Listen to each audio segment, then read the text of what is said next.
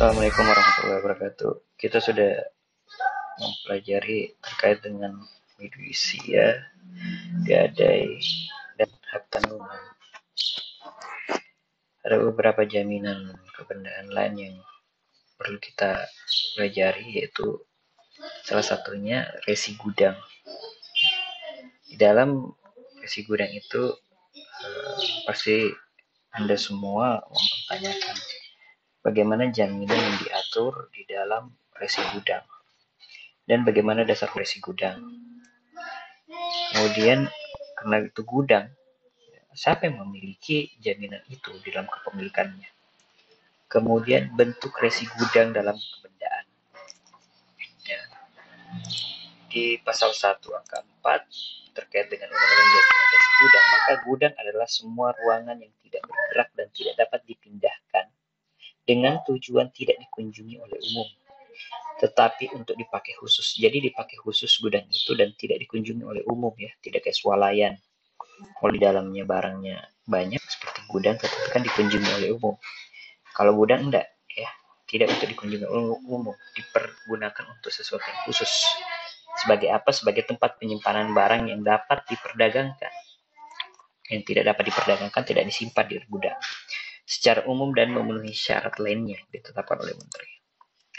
Resi gudang itu sendiri itu adalah suatu dokumen bukti kepemilikan. Jadi resi gudangnya bukan jaminannya, ya, tapi resi gudangnya merupakan dokumen bukti kepemilikan atas barang yang disimpan di dalam gudang yang diterbitkan oleh pengelola gudang. Kemudian objek resi gudang itu yang pertama, ya, barang. Jadi setiap benda bergerak. Jadi resi gudang itu, ya, digunakan untuk benda yang bergerak, ya, bukan benda yang tidak bergerak, yang dapat disimpan dalam jangka waktu tertentu dan diperdagangkan secara umum. Barang bercampur adalah barang yang secara alami atau kebiasaan dalam praktik perdagangan dianggap setara. Jadi barang bercampur ini adalah barang-barang benda bergerak campur yang dianggap setara atau sama unitnya, satu lusin, ya, kemudian 1 gram pakai lusin, ataupun pakai kilogram, liter, ya, dan dapat disimpan secara bercampur. Kemudian pasal 1 angka 1 sistem resi gudang adalah kegiatan yang berkaitan dengan penerbitan, pengalihan, penjaminan, dan penyelesaian transaksi resi gudang. Jadi kalau kita berbicara resi gudangnya tadi itu dokumen, maka ada yang dinamakan dengan sistem resi gudang. Adalah kegiatan yang berkaitan dengan penerbitan, pengalihan, penjaminan, dan penyelesaian transaksi resi gudang.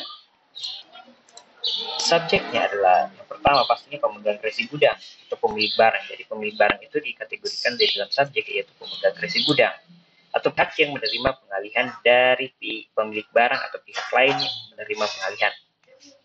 Pengelola gudang adalah pihak yang melakukan usaha pergudangan. Jadi yang mengelola gudang ini yang melakukan usaha, baik gudang milik sendiri maupun milik orang lain.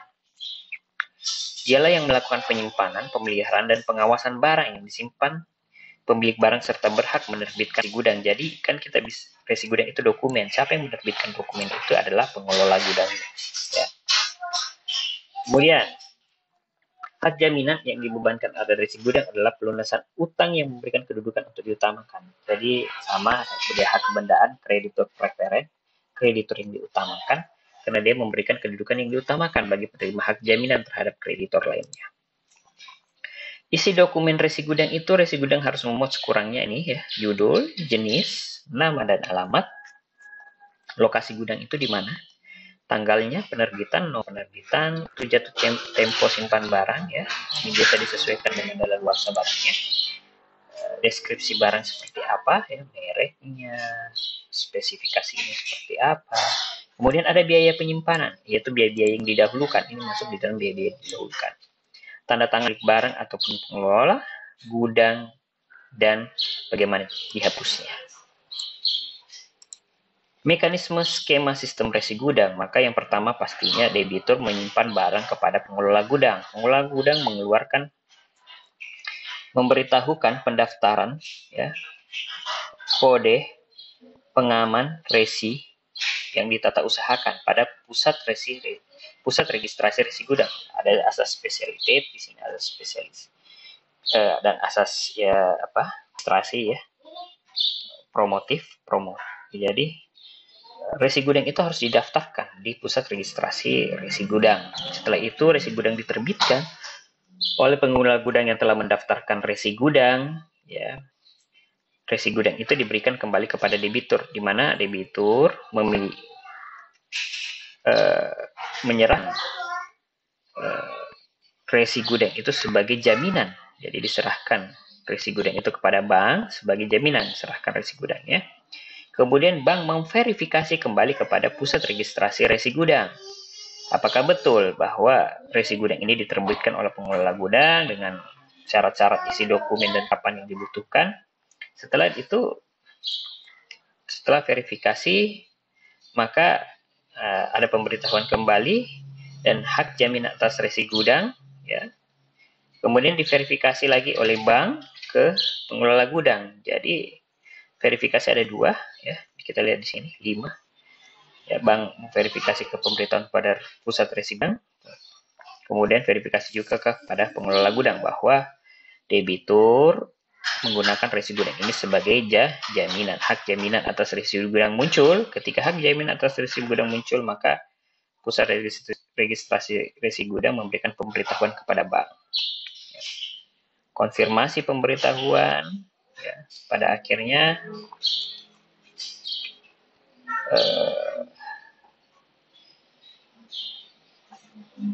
setelah dikonfirmasi, maka hak jaminan atas pembebanan hak jaminan atas resi gudang muncul. Ya. Jadi pembebanan hak jaminan terjadi terhadap resi gudang. Kemudian terkait dengan konfirmasi, maka jadilah sistem jaminan resi gudang. Ya. Debitur telah melakukan yang namanya perjanjian pokok, perjanjian jaminan, dengan barang jaminannya adalah hak atas jaminan resi gudang yang diperoleh oleh bank.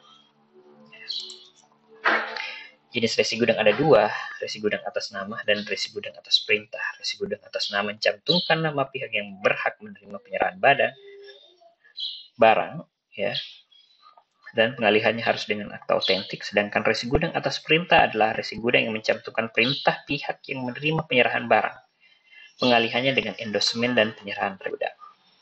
Oke, terima kasih atas perhatian dan kerjasamanya.